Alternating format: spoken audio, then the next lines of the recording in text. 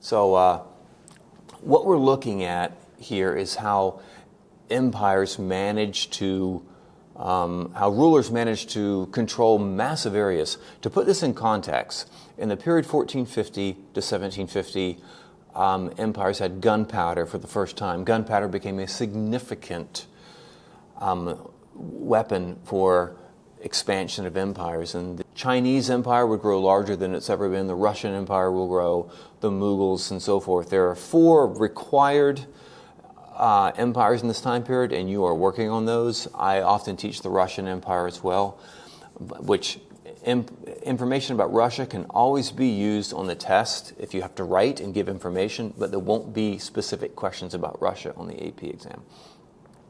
So empires are expanding. Only large states can afford to equip their militaries with gunpowder, so they have an advantage over smaller states which fall to them very easily. So you have this incredibly rapid spread of empires. And bringing in all this new land is going to cause problems of ruling, because they're going to bring in people of different ethnicities, people of different cultural backgrounds, and this creates some challenges in how to rule large areas. The Qing, you have to know some background about this empire in order to make sense of where I'm going with this. The Qing is an empire that was made up of basically foreigners who had invaded China, an ethnic group called the Manchu. And somebody emailed me and asked me, what's the difference between these two empires, or are they the same? And yes, they are. Qing is the name of the dynasty, but there's an ethnic group from the northern part of China called the Manchu. And the previous dynasty, the Ming, had grown corrupt. The Manchu crossed the wall and took Beijing and grew to this enormous expanse, as you see right here. So this is the second time in Chinese history that they have been ruled by foreigners. The first time was the Mongols, and that would be in the 13th century. In the last section you were tested on, 1200 to 1450. And now we have the Manchus who come in and rule. And they're going to expand rapidly and, like I said, pull in various ethnic groups. Remember, they are non-Chinese ruling Chinese, or what we call Han people, a majority of Han people. And just to make comparisons here, you have something a little bit similar in northern India with the Mughal dynasty. The Mughals are Muslims, the Mughals are descendants of Mongols who converted to Islam and took northern India. So they're monotheistic, a small minority of monotheistic people ruling this massive majority of Hindus. And they're going to have to do a balancing act as well. So really, when you go through those sheets today, or the Google documents, and you're comparing these empires and looking at ways they ruled, those are things that you need to take into consideration. So here is the Qing dynasty with this massive territory. Now, during this time, a well-known Italian Renaissance artist visited China and was commissioned by a couple emperors to paint portraits of them. And we're going to look at a couple of these portraits and see how the design of these portraits, the composition of these portraits was intentional in order to help the government rule, again, in this context, this ethnically diverse civilization. So let's look at the first one. This is an imperial, that, by the way, the topic we're looking at is how did rulers use art to legitimize their rule. And we're going to look at this painting. This is done by an Italian Renaissance artist, and he is painting the emperor. And in class I stop and I make the students look at this and see what they actually see here, describe what they see. And students usually refer to his long fingernails, of course, which simply denotes that he's not a working class man. He doesn't do manual labor. That's probably the significance of that. But remember, this is not a Chinese person. This is a Manchu foreigner. And so you got to ask the question, why would he want to be painted the way that you see him right here? Why did the artist depict him this way at the request of the emperor? So what's the situation? Well, first of all, he's holding a book. And what you see behind him appears to be a library. Stacks of books horizontally lined up on the shelves. So why would a foreigner in China, a foreign emperor in China, want to be depicted as somebody who's in a library reading a book? And again, if you think back, and let's contextualize this, in other words, let's situate this in the larger understanding of history. In China, scholarship, Confucian scholarship, was the way to legitimize rule. For a very for a very long time in Chinese history, rulers were selected through a civil service exam by which a student proved their scholarship in the Confucian classics. So here's this emperor, this Manchu emperor, having himself painted in his study being a scholar. This was meant to resonate with Chinese culture, to make him seem not so foreign to them, and almost to be like, I'm one of you. I'm a scholar, which is what you all appreciate, and it's what you respect in rulers. You respect scholarship. So he's painting himself as a scholar here. Now we're going to look at a couple more paintings. They're basically of two primary emperors, but you'll see some similarities here. Here's the next painting. Again, this is imperial portraiture, and I put the picture on the left simply as a reference. If you look at the hat and the design of the front of that shirt or that cape, and you look across to the right-hand side, you'll see that the Qing emperor is wearing the same type of clothes. In other words, in this picture, he's not dressed like a Confucian scholar. He's dressing like a Mongol noble. He's making an appeal not to Chinese, but to a very different group of people. And as you might guess, this portrait was not one that was extremely popular back in Beijing. The portrait of the emperor as a scholar remained in Beijing. This was meant for a different purpose. And if you might have guessed, I told you that this empire expanded greatly. They had conquered Mongolia. And so now he's painting himself in a way as to appeal to the sensibilities of the Mongols. And not only does he appear like this, but look at this picture of him. The Mongols wouldn't care if the emperor was a scholar. I mean, they could care less if you're reading a book. Here's the emperor, mounted on a horse with his arrows and the quill there. I mean, he's ready for war. This is what the Mongols value. So we've seen two examples here where the emperor is painting himself or having himself painted in a way that resonates with the diversity of his empire. Now I want to look at this picture here. Here we have a map showing the growth of the Manchu.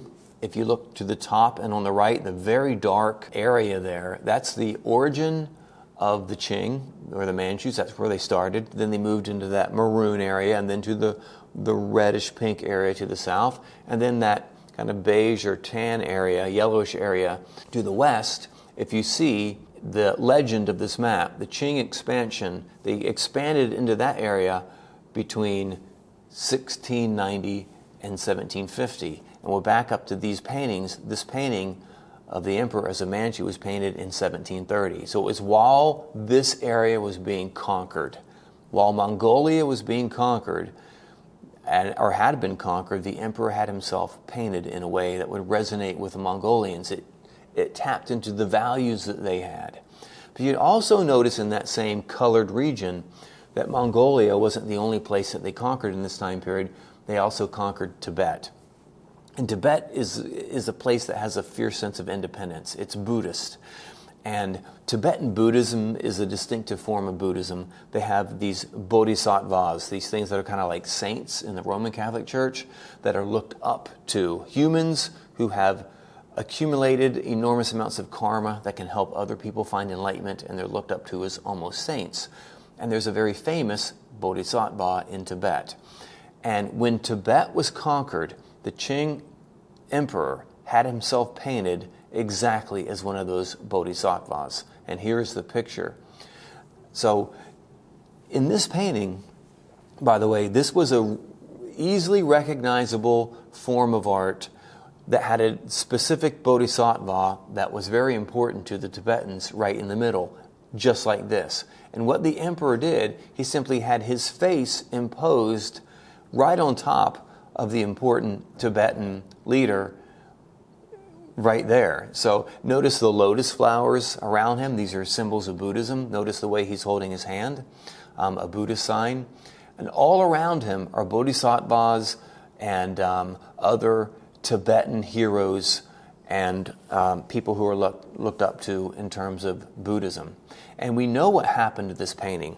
This painting was a gift from the emperor to the Dalai Lama of Tibet. So if we step back and look at all these paintings, what you have here is the emperor, the Qing emperors are basically managing their social media, we might say today. They're being all things to all people. They're trying to make themselves as familiar to conquered subjects as they possibly can by cloaking the image of the emperor in the culture of different ethnicities, with the hope that the people would be much more accepting of the emperor and his rule. So here you have a great example of emperors using art.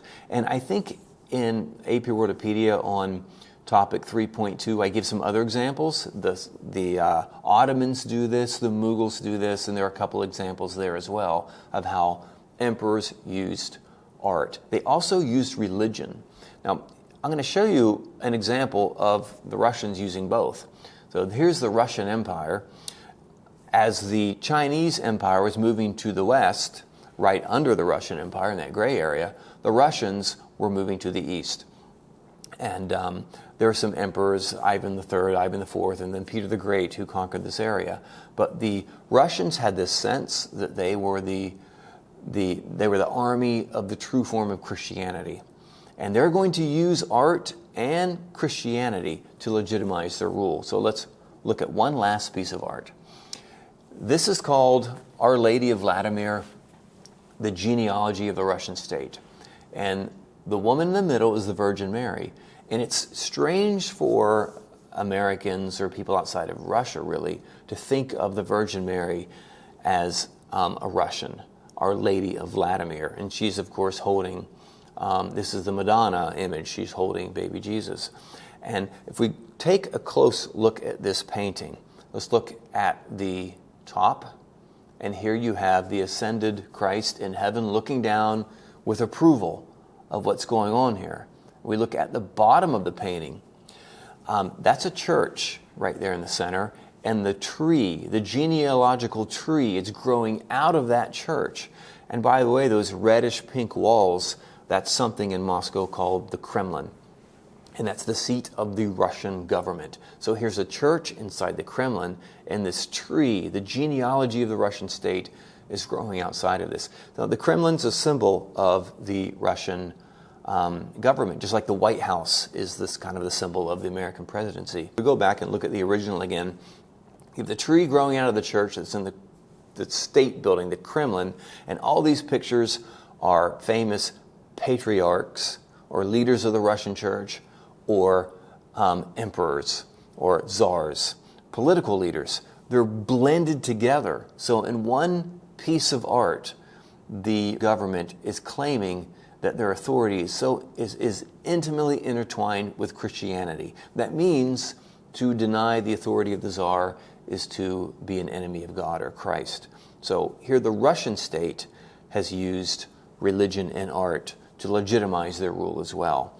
And by the way, after they conquered the Mongols at Kazan, the Emperor Ivan IV, sometimes known as Ivan the Terrible, when his armies came back to Moscow, right near the Kremlin here, he created or commissioned this famous church, St. Basil's Basilica. And St. Basil's is kind of an icon of Russian culture today. But this was a church built to commemorate the victory over the Mongols. So the emperor is basically saying, here's a reminder that I did the will of God, that what we did was part of God's plan. And how can you doubt that if you're a believer? So there are many examples of Russians, or empires that use art, and here we have building monumental architecture and religion in order to justify their rule, particularly when they're spreading over areas that are extremely diverse. So you'll see a couple examples in AP Worldopedia of the Mughals and the Ottomans doing the same thing. And what China does, it is called imperial portraiture, and what the Mughals and the Ottomans do is called miniature art or miniature portraits. So there is the lesson on art. Now,